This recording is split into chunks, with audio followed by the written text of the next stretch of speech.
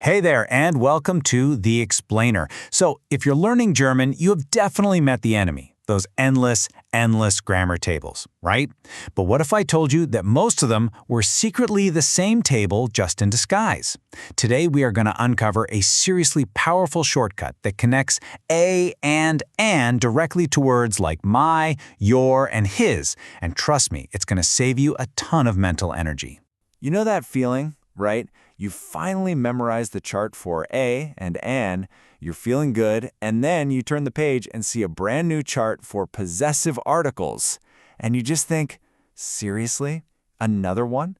It feels like this giant mountain of memorization that never ends. You are definitely not alone.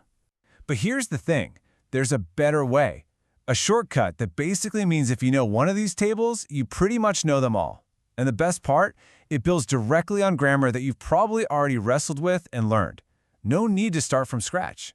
Okay, so the first clue in our little investigation here lies with the indefinite articles, what we call the ein words.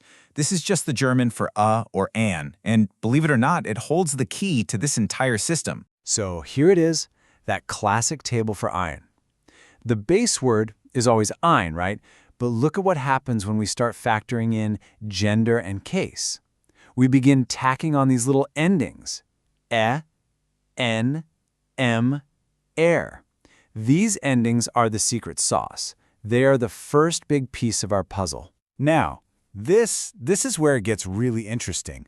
Let's put those ein endings right next to the endings for the, der, die, das. Look closely. That n from dein just shows up on einen. The m from dem is right there on einem. It's the same pattern. This is not a coincidence, my friends. This is the key to everything. And that connection is what just blows the whole system wide open. So, are you ready for it? Here it is, the big reveal. This is the ultimate shortcut that will save you so much time and frustration. Okay, here is the absolute most important point. All of those possessive words, mein, dein, sein, you name it, they take the exact same endings as the ein words we just looked at. That's it. That's the whole trick. You do not need to learn a new table for my, and then another for your, and another for his. You just need one set of endings. So how do you actually apply this? Well, it becomes this super simple three-step process in your head.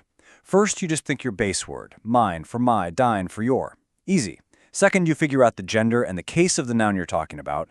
And third, you just add the ein ending that matches. That is the entire logic. Theory is great and all, but let's actually see this system in action. We're going to put this shortcut to work with a few real-world examples right now. First, just a quick look at our base words, our building blocks.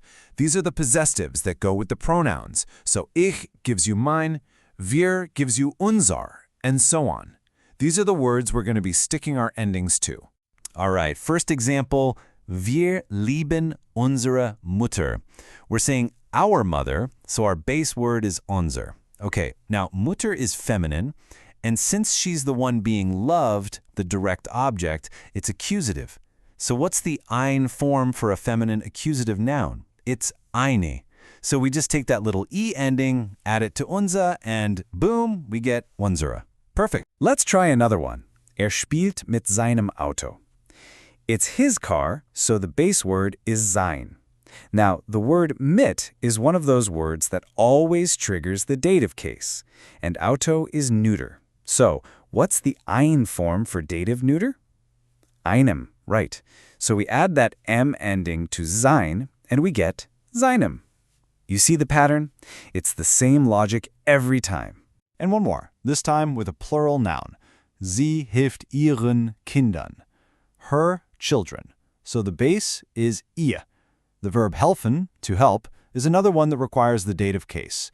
Now for dative plural, the ending is always going to be ein. So we add that to ihr, and we get ihren. It just works, every single time. Okay, now that you have the system down, let's just do a quick final polish and look at a few common traps. This is just to make sure you can use this new skill with total confidence. So here are 3 of the most common mistakes people make. First, completely forgetting the e for feminine nouns. It's got to be meine Uhr, not mein Uhr. Second, mixing up those masculine endings. You see einen Mann, That's accusative. You don't see einem Mann. And finally, a big one, matching the owner. If Anna is playing, it has to be her ball. Ihrem Ball, not his. All right, it's time for a final challenge to really lock this in. Check out this sentence. Wir helfen blank Freundin. The noun Freundin is feminine. And remember, the verb helfen takes the dative case. So, what is the correct form of unser? Think about that dative feminine ending. And the answer is unserer. So why? Because the dative feminine form for ein is eine. We just take that AR ending and pop it right onto unser. Simple as that. You know, once you see this pattern, you really can't unsee it.